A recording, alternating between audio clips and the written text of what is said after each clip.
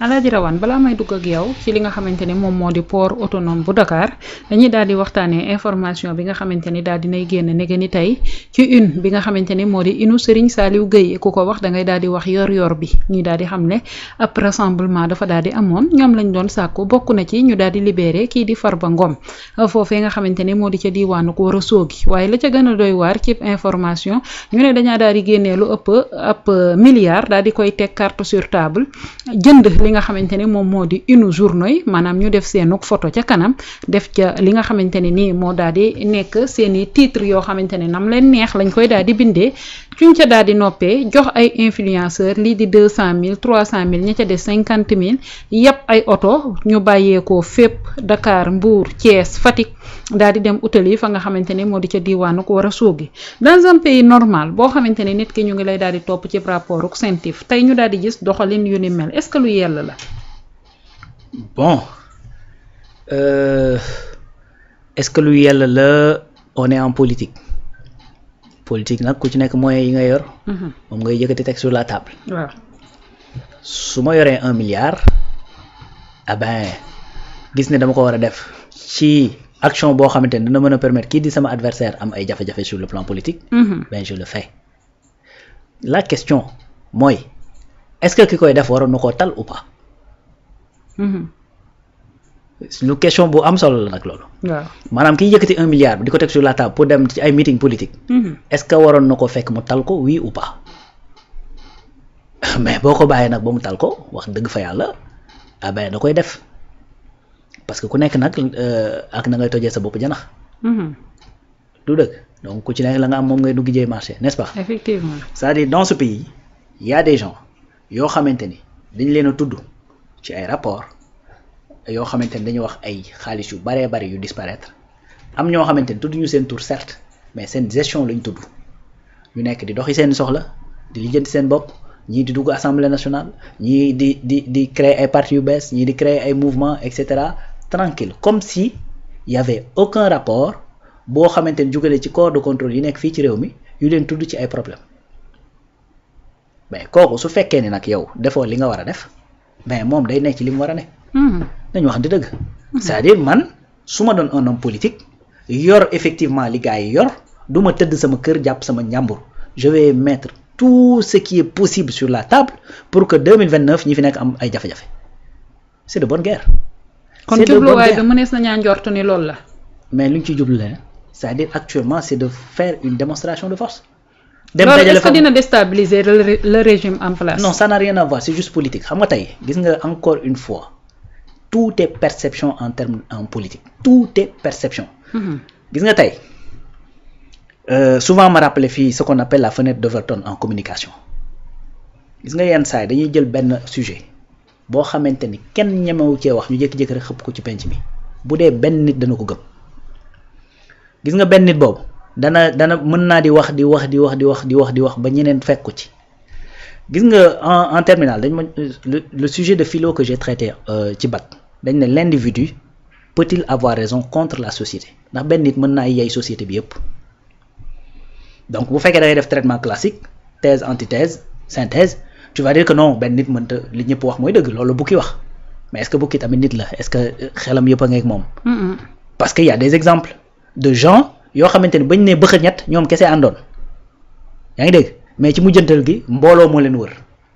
j'avais pris l'exemple effectivement du prophète sallallahu alayhi wa sallam j'avais pris effectivement l'exemple également de Serigne Touba puisque ñoom laa xawoon gën a jekku n'est-ce pas parce que loolu c'est possible léegi nag gars yi dañuy def mooy dañuy dem gis nga buñ jëlee ab ndànd fay l'exemple que je vais te donner souvent da ngay gis homme politique bu wax xam nga lan lañ koy wax demal feesal ak APES wala demal nga jël stade Abdoulaye Wade nga feesal ko. wala demal Kër Massar. waa léegi yow bu kooku demee feesal Kër Massar looy wax wala ñi la doon déglu naan nga laan leen su fekkee li muy woote mi ngi ci moom na dem feesal Kër Massar bu ko feesalee yow après ñooñu loo leen di wax. am na même doole ba comme ka feesaloon doole ka mu am. noonu la demee nag léegi nag boo ko mayee temps ba mu dem feesal añam ak nu mu ko mënti feesalee mais ñoom loolu li teelu leen ce que je veux dire mooy dafa am loo xamante ni du trac dafa am loo xamante ni c'est politique c'est-à-dire encore une fois. gis nga bi ñuy wax ci affaire maire bi ak assemblée nationale bi xam nga lan laa wax dama ne il faut ñu comprendre que ni à l'assemblée nationale c'est une arène politique ay politiciens ñoo fa nekk di jàmmarloo et c'est pas des enfants de cœur ku ci am lu mu mën a exploiter ci sa morom da nga koy exploiter donc tey man li ma contre mooy créer dossier pour un adversaire politique j'ai toujours été contre et je resterai contre toute ma vie créer des dossiers yoo xamante ne ay tappale kese la pour éliminer des adversaires politiques mais un adversaire politique bu dem dugal boppam ci ay dossiers yow sa yoon nekkul ci sax c'est-à-dire waxal ka ko war a topp mu topp ko bu ko toppee yow da nga ciy am gain politique même su fekkee ni yow sa yoon nekku ci c'est-à-dire tey aujourd'hui ñi nga xamante ni ñooy les adversaires potentiels de ce régime te seen tour wala seen i gestion génn ci yenn dossiers yi mais bu leen justice toppee yow lan moo ci sa yoon en tant qu'homme politique lu ci sa yoon nekku ci mais par force da lay indil de gain politique Bayna Gueye mu dem indi article boo xamante ni ci code bi la nekk yóbbu ko ci préfet mu dàq Barthélémy Dias ci maire bi lu ci yoonu Bassirou Diomaye Faye yoonam nekku ci mais pourtant tey y a un adversaire boo xamante ni éliminé nañ ko sans pour autant sa yoon nekku ci loi moo ko éliminé place publique nga war a topp wala moom mi dem di déglu jàmbur lim ko coûté mooy dafa démissionner de son poste de président de la République te c'était le président des États-Unis dafa démissionner de son poste mooy scandale de Watergate boobu ñuy wax tu vois donc yow loolu su amee c'est-à-dire y a pas de coow li gis nga tey boo jëlee benn Farba lu coow li bari politicien la Ousmane a waxoon nangam et cetera ben nañu fexe ba faire disparaître que ni y a pas un dossier scientifique qui est chez lui boo xamante ni moo jiitu même le régime Mansour Faye luñ la wax homme politique la Moustapha Diop luñ la wax homme politique la ben y a un dossier rapport Covid-19 qui est là boo xamante ni sa yoon nekku ci y a un dossier qui est là dañ ko instruire enquête yi gars yi buñ ko talul duñ tal dajaloo. Alaaji Rawane su ma la déggee ngay wax day mel ni da ngay njortu ni ña nga xamante ni yoon war naa def ci ñoom seenub liggéey te bàyyi leen ci seenub cëggal guy ñuy woy di doxal ñoom ñoo tala def lii. mais c'est ça et que ñooñu am nañu ay dossiers yoo xamante ni war nañ kaa instruire à charge et à décharge. merci beaucoup c'est exactement ça. moo tax def ak yow plateau dafa neex waaw lii ce que j'arrive pas à expliquer tu l'expliques mu leer nañ jàmbaar nga nag nante nga xoola looloo am. waaw. looloo am. ñii may seetaan xam na ñi may waxal ñii may waxal ñii ñoom xam nañ ni ñoom laay waxal. et ben ñi nga xamante ne ñoo nekk ci régime bi tamit xam nañ ñi may waxal te loolu moo am c'est-à-dire ce sont des rapports on n'invente absolument rien du tout il y a effectivement un rapport IGF bu génn buy wax ci Prodac bu tudd ay tur ça c'est un. Deuxièmement il y a les problèmes des tortures yu demee noonu nga gis koo xamante ni dafa porter plainte ne diw la. ba ma jàppee dañ ne c'est les éléments de telle personne. Il y a des vidéos qui sont là où il y a eu des déclarations et tout ça comprendre nga maintenant ki may wax nii ben récemment dañ ko jox ay responsabilités ci parti yo il fait partie des ñu war a manifester ou pas waaw noonu la demee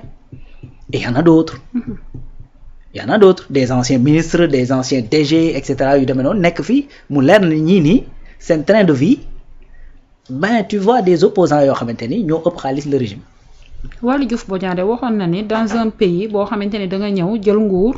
mënuloo opposé wu avec des opposants milliardaires ba mu ko waxee coow la daal di bari mbaadu lii la doon insinuer ca waxam ja. Tu peux t'opposer avec des opposants milliardaires ce que tu peux pas faire mooy tu dois pas t'opposer avec des opposants yoo xamante ni milliardaires mais soupçonnés d'avoir volé cet argent. c'est-à-dire loolu du sax yoon li nga war a def mooy la fi nekk ci ay dossiers ñu teg ko ci yoon d'ailleurs je parle même pas de politique mais suñu deniers publics yi nga xamante ni njort nañ ne dañu nekk ci ñooñu mais loolu dafa war a leer maanaam recrutement nervi mais justice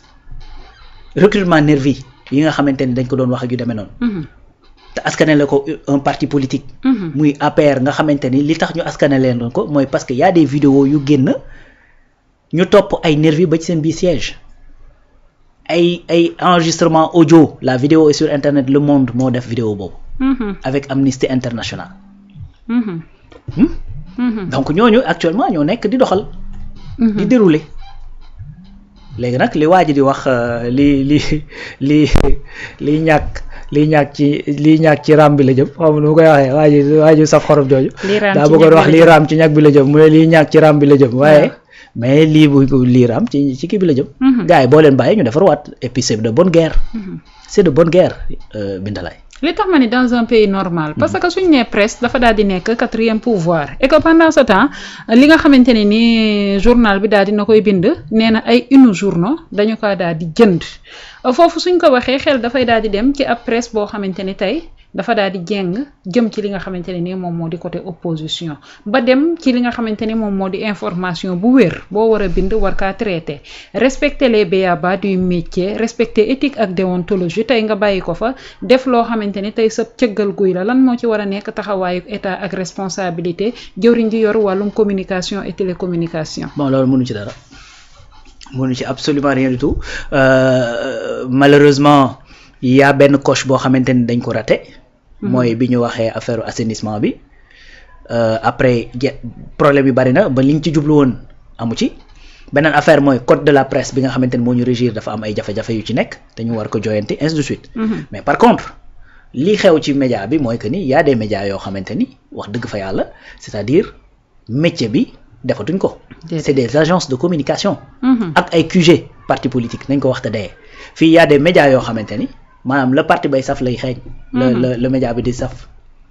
n'est-ce pas am na média yoo xamante rédaction yoo xamante ni en vérité moo gën a jax sax maanaam réunion de bureau politique wallaay n'est-ce pas donc il y a d'autres ñu nga xamante ni c'est des mercenaires de la plume nañ ko wax aussi te dund cette fois-ci il y a des gens yoo xamante ni da nga leen di fay ñu dézinguer d'autres gens et loolu lu existe la lu ñu gis la également il y a des vidéos am na ci waa joo xamante ni Dadis Camara moo ko attaqué woon fii la vidéo est disponible sur internet donc tout le monde s'en rappelle c'est-à-dire loolu dafa exister malheureusement dans la presse certes nag léegi jamono yi changé na parce que la presse classique informeetul presque personne mais ñi ngi jooyanti parce que ñi ngi ñëw di dugg effectivement ci numérique bi maintenant nag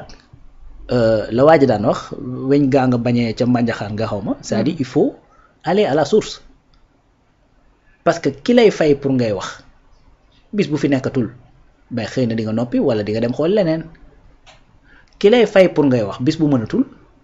peut-être que yow sa possibilité boobu amatul. bienvenue les problèmes. très bien donc encore une fois man li ma jàpp mooy que ni il faut que les dossiers judiciaires yi nekk ci kaw ñenn ñi ñu 45 milliards d'armes loolu ki ñu ci tudd waroon mën a am temps pour di doxi ay yiteem nii sans problème. ak taxaw di xaalalaaw nga xamante ni le premier ministre vise ci xool ci bët la ko def ne ko effectivement buñ nekkoon dans un pays normal yow da ngaa war a raser les murs à l'Assemblée nationale mais gars yi ñu ngi doxi seen soxla tranquille sans souci. dossier 29 milliards Prodac mu ngay doxi ay soxlaam. gis nga les personnes man boo remarqué sax. bu may waxtaan sur plateau. tu comprends aisément que man les personnes m'importent peu. Beaucoup ça débat de personne, mais c'est les dossiers dont je parle. C'est-à-dire il y a des dossiers scientifiques qui sont là, il y a des dossiers Cour des comptes qui sont là, il y a des rapports à n'en plus finir, il y a effectivement des scandales financiers yoo xamante ni ñu ngi fi à n'en plus finir, ay ministère de la justice buy tabax hôpital ba pare di ko def secret défense xam nga donc mais attends mais tout ça waay dañ ko war a teg sur la table mu leer une bonne fois pour toutes. doy na waar. comme ça va même constituer une menace pour ñi nga xamante ni ñoo fi nekk actuellement di doxal. donc loolu man pour man bu tegoon sur la table gars yi danañ tal leneen tu vas voir beneen opposition buy nekk di constituer wu plutôt que opposition bi nga xamante ni moo fi jóge bërki Dembo Ndiaye di def benn regain di taxawaat donc man pour man foofu la affaire yi xawee faillir donc peut-être que nag lii dana jox benn piqûre de rappel pour que li ñu war a enrôler ko comme dossier li ñu war a saytu ñu saytu ko également comme dossier ñu xam fan la yëf yi féete une bonne fois. merci beaucoup Alaaji Rawane dañuy daal di wax ca port autonome bu Dakar googee nga xamante ne moom wàllu